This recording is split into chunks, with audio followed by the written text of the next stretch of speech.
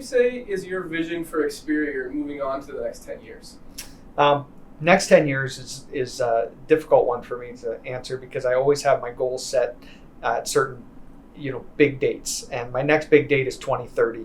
By the year 2030, I see us being a $10 billion company, potentially a stock traded company, publicly traded, if that makes sense for the future. I'm also excited about crossing over 100,000 licensed agents by that time, and just continuing to grow globally, not just here in Canada and the US, but also internationally into other countries. Over the last 10 years, what are some key milestones and achievements that you're particularly proud of? One thing I'm most proud about is the people that we've managed to attract into the company.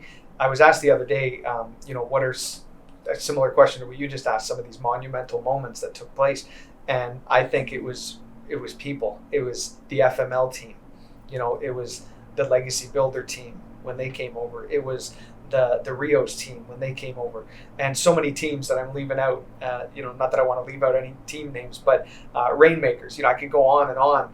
It was when certain teams or groups of individuals came together with the common vision that we all have in building a great company together. Those were some of the most monumental moments. In one word, how would you describe the last 10 years of success? Crazy. It's been absolutely crazy.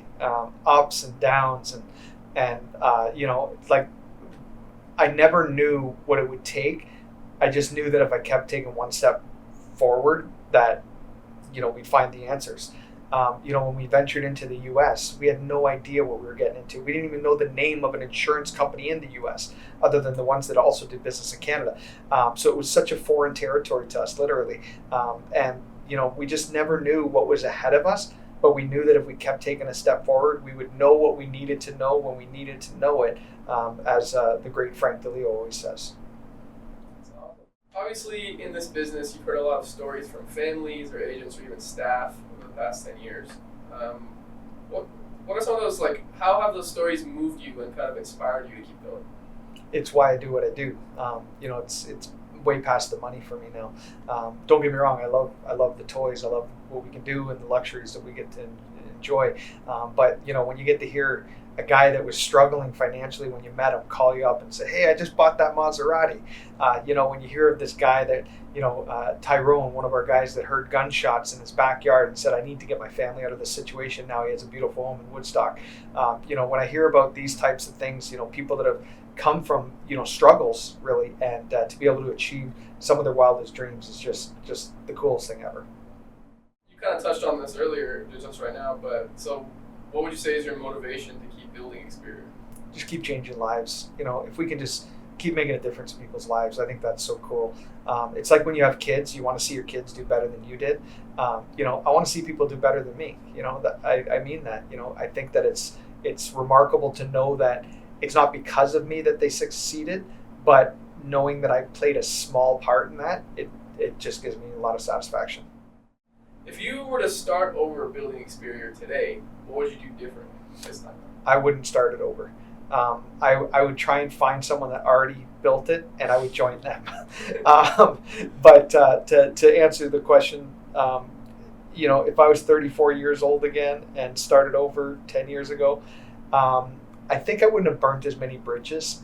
I was really pissed off when we started this company. I was really disheartened by some of the jokers out there and the stuff that they said about me and the lies that were said. And I was so mad that I retaliated by being verbal with it. I was public about it. Even on social media, I posted how I felt.